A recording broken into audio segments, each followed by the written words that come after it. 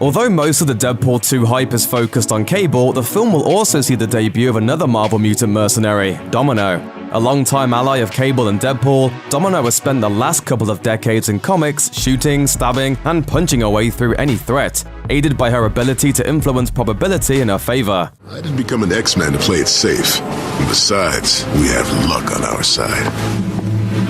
Domino? But there's a lot more to this femme fatale than a bit of good luck and a full magazine. Here's the untold truth of Domino. Fake-out appearance. Any X-Men fan worth their salt knows that clones and doppelgangers are practically a rite of passage if you're trying to run with Xavier's crew. Everyone from Jean Grey to Cable has been subjected to a litany of bizarre, contrived sci-fi tropes over the course of their time with the team. On a surprising note, Domino actually has a pretty straightforward history, albeit with one exception, her first appearance in comics. In the grand scheme of things, Domino appears for the first time in New Mutants issue 98 alongside Deadpool. If you want to get technical though, Domino's real debut is X-Force issue 8. See, it's revealed that the Domino we meet in New Mutants issue 98 is actually the shapeshifter mutant Copycat, aka Vanessa Carlyle. It isn't until several issues later that the real Domino reveals herself. It's appropriate really, there's nothing more quintessentially X-Men than a doppelganger, and Domino covered that base immediately upon her debut. Colossal fling. In the wake of the crossover story Avengers vs. X-Men, Domino finds herself joining Cable's newest spin-off team, X-Force. The team members are now fugitives on the run from the Avengers, and many characters are trying to cope with the fallout of the cataclysmic war in Avengers vs. X-Men. Colossus in particular finds himself grieving the loss of his relationship with Kitty Pryde. Enter Domino, who quickly hits it off with the big guy. The new relationship doesn't last long, leaving the fling as little more than a strange, brief footnote in both of their lives. Original six-pack.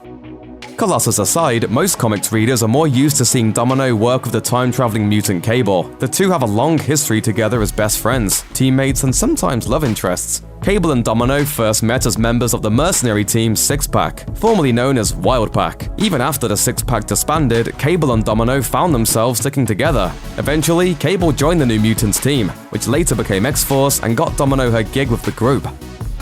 Birthday gift.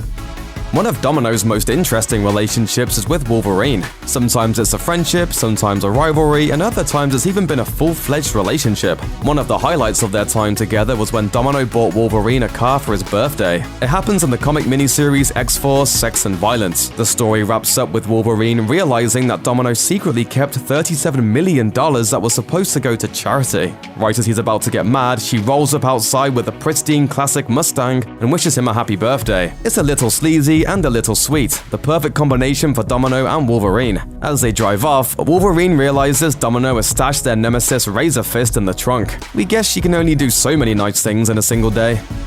Domino vs. Punisher.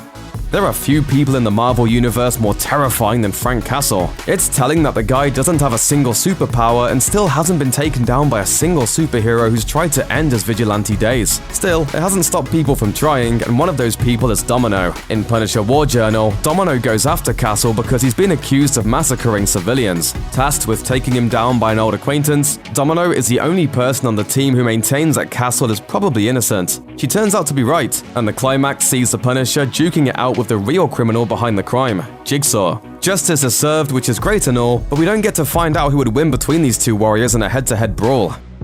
Family reunion.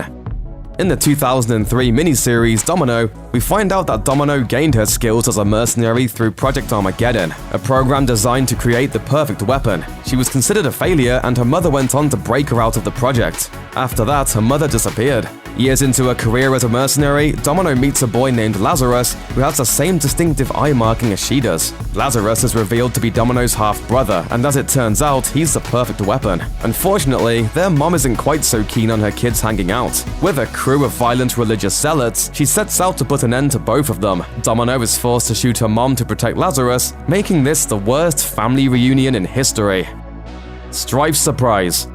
Perhaps no other X-Men character better embodies the spirit and aesthetic of the 90s than Stryfe. He's a clone of Cable from the future whose suit is made of giant knives, more or less. Being an X-Men character, there are plenty of alternate universe versions of Stryfe, and in X-Force Volume 2, Issue 4, Domino actually takes on the identity of one of them. This version of Domino comes to the primary Marvel universe from an alternate future, and joins a new incarnation of the Mutant Liberation Front founded by Cable and former X-Force teammate Shatterstar. Of all the alternate Dominoes, this one is the coolest. Not only does the skilled mercenary make great use of Stryfe's armor, but longtime readers loved seeing Domino embody her best friend's arch-nemesis and evil clone.